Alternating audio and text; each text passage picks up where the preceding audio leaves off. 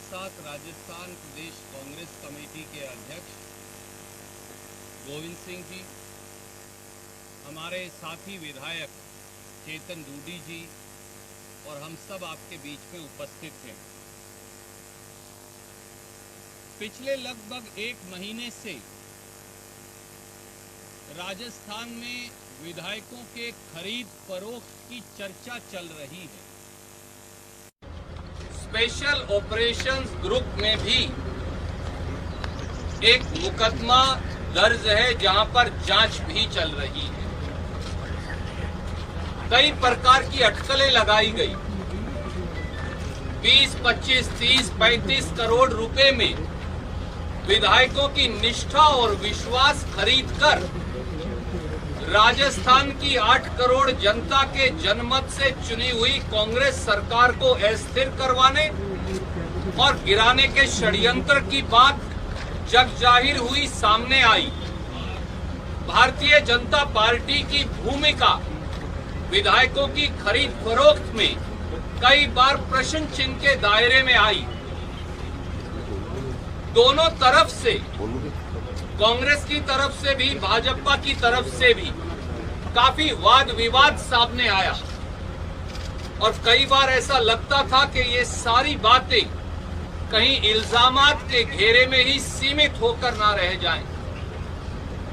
परंतु कल शाम और आज तक अब जो टेप सामने आ गए हैं उनसे एक बात साफ है कि प्रथम दृष्टि से भारतीय जनता पार्टी के द्वारा कांग्रेस की चुनी हुई सरकार को गिराने और विधायकों की निष्ठा को खरीदने का षड्यंत्र किया गया है। भारतीय जनता पार्टी द्वारा जनमत का अपहरण और प्रजातंत्र के चीरहरण की कोशिश की जा रही है। राजस्थान सरकार गिराने का घिनौना षड्यंत्र अब बेनकाब हो गया है, उसकी परतें खुलने लगी हैं। अब यह साफ है कि चीन या कोरोना से लड़ने की बजाय भारतीय जनता पार्टी और मोदी सरकार सत्ता लूटने का काम कर रही है और इसका परिप्रेक्ष्य भी है। साथियों, याद करिए कि कोरोना महामारी के बीचों बीच मोदी सरकार ने मध्य प्रदेश में भी प्रजातंत्र का चीरहरण कर डाला था।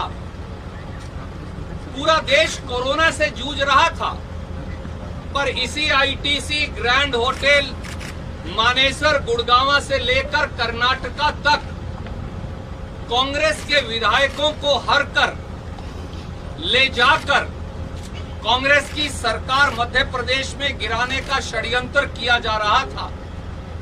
और जब 24 मार्च 2020 को जबरन कांग्रेस की सरकार मध्य प्रदेश में गिराई गई, तो ही 24 मार्च की रात से लॉकडाउन लागू किया गया। मणिपुर, उत्तराखंड, अरुणाचल, गोवा, कर्नाटका, महाराष्ट्र, मध्य प्रदेश और अब उसके बाद राजस्थान में भाजपा द्वारा सत्ता की हवस का खेल खेला जा रहा है। कोरोना केस 10 लाख पार कर चुके हैं। आर्थिक महामारी और महंगाई ने लोगों की जिंदगी दूभर कर दी है। चीन ने हमारी सरजमीं पर कब्जा कर रखा है, परंतु मोदी सरकार और भाजपा बजाय कोरोना, आर्थिक मंदी और चीन से लड़ने की बजाय सत्ता लूटने के षड्यंत्र में लगी है। पर उन्होंने इस बार गलत प्रांत को शायद चुनौती दे दी। उन्होंने 8 करोड़ राजस्थानियों के जज्बे को शायद समझा नहीं।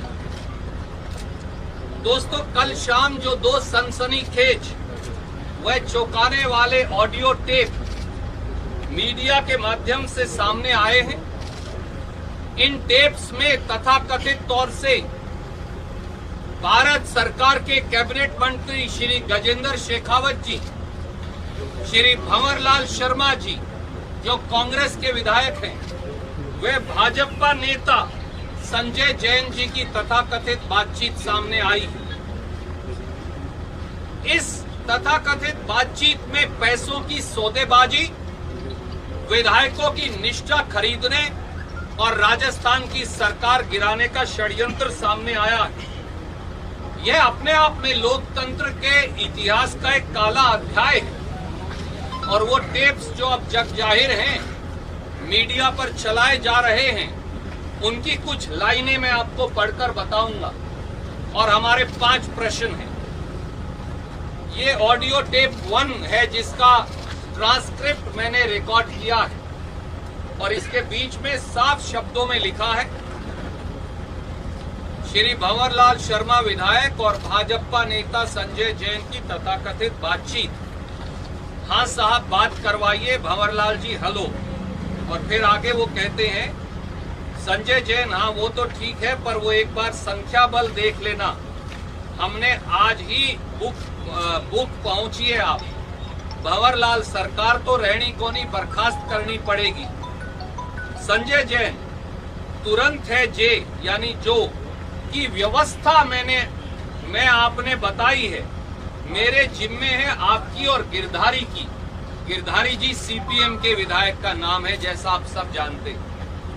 व्यवस्था मैंने बताई, आपने बताई है, मेरे जिम्मे है आपकी और गिरधारी की। भंवरलाल ठीक है।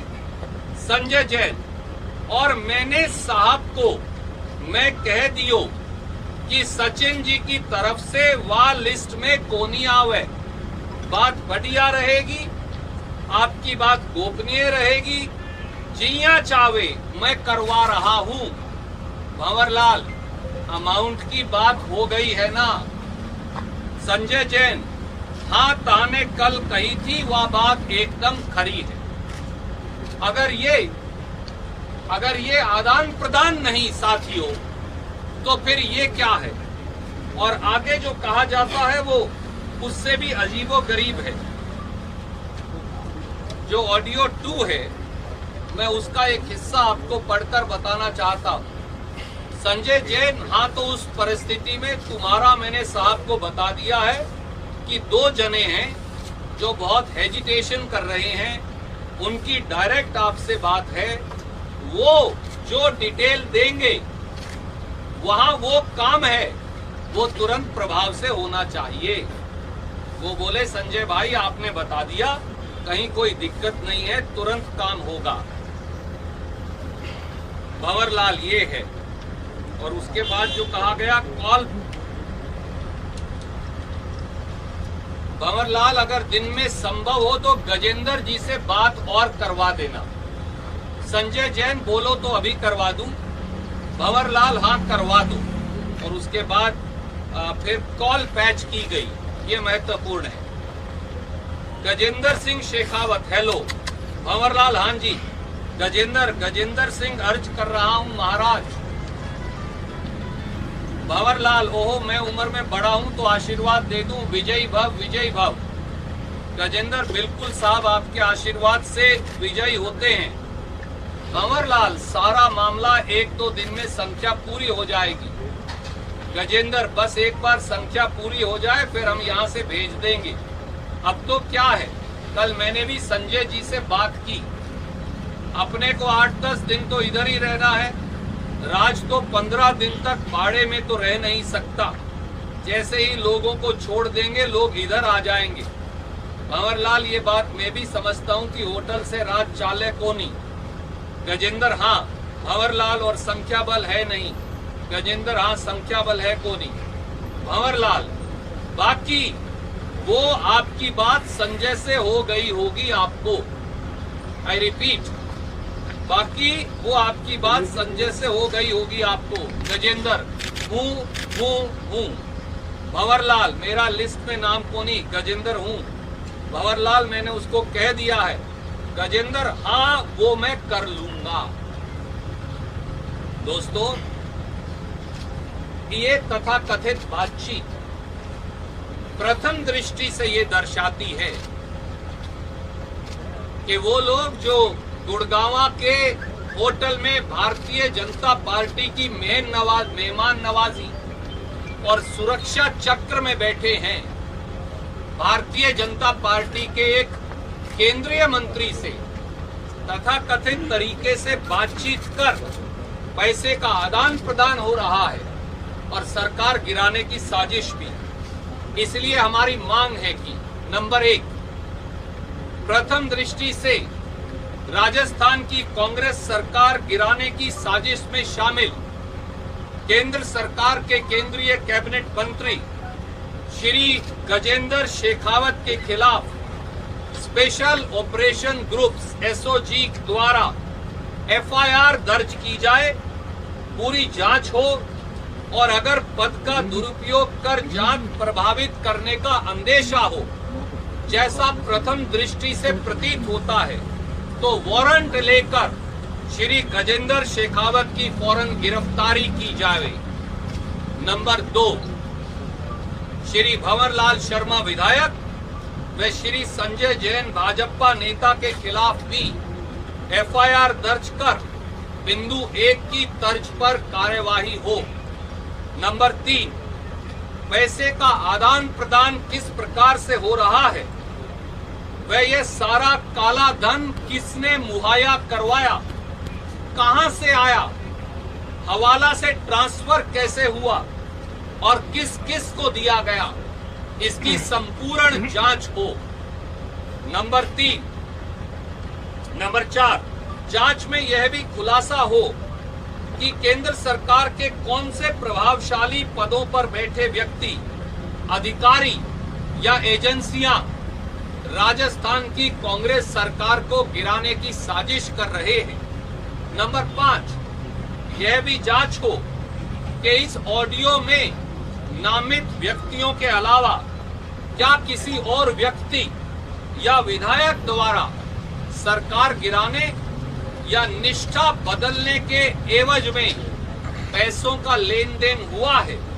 श्री सचिन पायलट भी आगे आकर विधायकों की सूची भाजपा को देने बारे इस तथाकथित इल्जाम के बारे अपनी स्थिति सार्वजनिक तौर से स्पष्ट करें। इसी टेप में मेरे एक मित्र चेतन डूडी जी की, विधायक जी की का भी नाम भंवरलाल शर्मा जी द्वारा लिया गया है। चेतन डूडी जी आपके समक्ष बैठे हैं, ये आपको बताएंगे कि किस प्रकार से इन्हें प्रलोभन देने की कोशिश की गई, पर इन्होंने साफ साफ नकार दिया गया।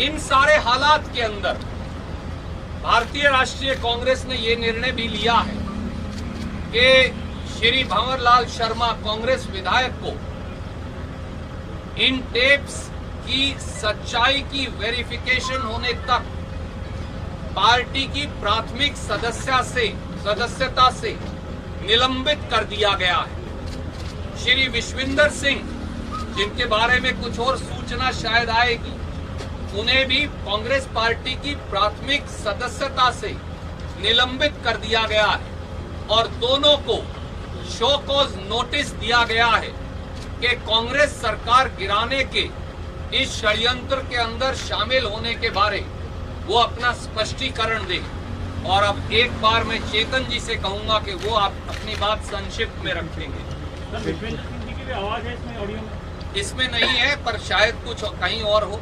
अभी एक बार इनकी बात सुनिए, फिर सवाल लेंगे। देखिए, आपको मोटा मोट श्रीमान सुरजेवाला जी ने सारी बात आपके समक्ष रख दी।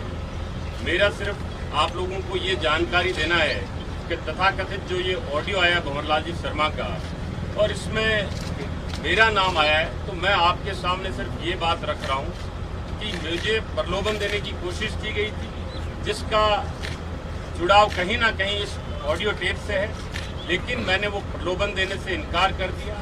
मेरे परिवार की पृष्ठभूमि, मेरा खुद स्वयं का कांग्रेस पार्टी के प्रति निष्ठा, ये मेरे लिए सर्वोपरि है।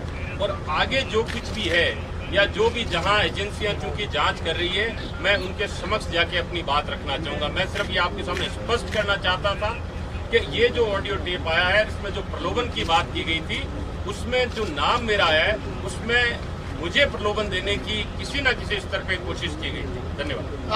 अभी सवाल लेंगे। अध्यक्ष जी कुछ कहें और फिर आपके सवाल। महेश जोशी जी भी यहाँ। मैं सबसे पहले मुझे एक छोटे से कार्यकर्ता को राजस्थान प्रदेश कांग्रेस कमेटी का अध्यक्ष नियुक्त किए जाने पर अखिल भारतीय कांग्रेस कमेटी की हमारी अध्यक्षा आदरणीय सोनिया गांधी जी का, हमारे नेता आदरणीय राहुल गांधी जी का, आदरणीय के.सी. वेणुगोपाल जी का, अविनाश पांडे जी का, माननीय मुख्यमंत्री जी का, आदरणीय सुरजेवाला जी का, तमाम नेताओं का आभार प्रकट करना चाहता हूं कि उन्होंने मुझे ये जिम्मेदारी दी है। मैं इस मौके पर मेरे मीडिया के साथियों का भी धन्यवाद करना चाहूँगा कि जिस प्रकार से पिछले 5 साल में भारतीय जनता पार्टी की सरकार चली और जो भ्रष्टाचार हुआ उसमें हमने राजस्थान की विधानसभा में जो आवाज़ राजस्थान के जनता की ओर से उठाई, उसको गांव ढाणी में पहुंचाने में हमारी सबकी ईमानदारी से मदद की। इसके लिए भी मैं इस मौके पर पहली बार बोल रहा हूं, तो मीडिया के बंधुओं का भी धन्यवाद देना चाहता हूं। मैं ज़्यादा लंबी चौड़ी बात नहीं करता। आदरणीय सुरजेवाला जी ने बहुत साफ और स्पष्ट शब्दों में ये बता दिया है कि जिस प्रकार से चुनी हुई सरकार को गिराने के लिए जो षड्यंत्र सत्ता के लालची लोग, भ्रष्टाचार के आकंठ में डूबे हुए भारतीय जनता पार्टी के नेता जो कर रहे थे, वो निश्चित रूप से जनता के सामने आ गया है। और जो रहा बचा खुचा है वो मैं समझता हूँ जो पुलिस केस है उसके बाद में सामने आ जाएगा। गजेंद्र सिंह जी ने कल एक ट्वीट करके, मैं प्रदेश अध्यक्ष बना तो मुझे ये कहा था कि महाराणा प्रताप की महानता और स्वाभिमान और हम देश महान मानते हैं, आप परिवार को महान मानते हैं। मैं उसके ऊपर अपनी बात कहना चाहता हूँ कि हाँ, मैं उस परिवार को महान मानता हूँ जिसने इस देश की एकता और अखंडता के लिए इंदिरा जी शहीद हो गई, राजीव जी शहीद हो गए। उस परिवार को महान मानता हूँ, उस पार्टी को महान मानता हूँ जिस कांग्रेस पार्टी ने इस देश को आजाद किया। लेकिन मैं गजेंद्र सिंह जी से पूछना चाहता हूँ कि महाराणा प्रताप ने उनकी महानता, उनका शौर्य, उनकी वीरता, उनका स्वाभिमान के पाठ में कहीं ये बात तो नहीं थी कि वो भ्रष्टाचार के आकंठ में डूब करके इस प्रकार का घिनौना करके लोकतंत्र से चुनी हुई सरकार को उखाड़ने के लिए करेगा।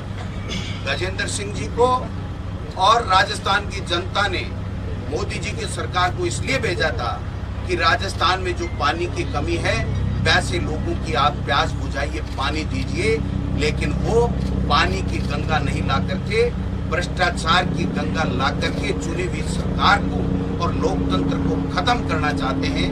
उनमें अगर थोड़ी बहुत भी नैतिकता बची है तो वो इस्तीफा दें और तुरंत प्रभाव से मोदी जी महाराष्ट्र में एक लोकतांत्रिक तरीके से भी चुनी सरकार, मनोनीत सरकार को 1 मिनट में ट्वीट करते हैं। आज इतने दिन बाद में भी प्रधानमंत्री जी किसी तरह का कोई बयान नहीं दे रहे हैं और कल के बाद में तुरंत प्रभाव से गजेंद्र जी के खिलाफ भारतीय जनता पार्टी अगर नैतिकता की बात करती है, वो स्वाभिमान की बात करती है, वो देश महान की बात करती है, तो उसको तुरंत प्रभाव से उनको बर्खास्त करना चाहिए और पुलिस को उनको कहना चाहिए वो पुलिस में जाकर के अपने बयान दें।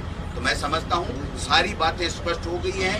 राजस्थान में कांग्रेस की सरकार अशोक गहलोत जी के नेतृत्व में है, अशोक गहलोत जी के नेतृत्व में रहेगी और मैं दावे के साथ कह सकता हूँ कि राजस्थान की वो जनता है जो कभी भ्रष्टाचार को स्वीकार नहीं करती है। वो अशोक गहलोत जी और हमारी यूपीए सरकार में जिस प्रकार से लोक कल्याणकारी योजनाएं आई थी और जो काम हुए थे उसको पहचान चुकी है और पुनः 2023 में कांग्रेस की सरकार राजस्थान की जनता बनाएगी, ये मैं दावे के साथ कह सकता हूँ। आप सबका धन्यवाद।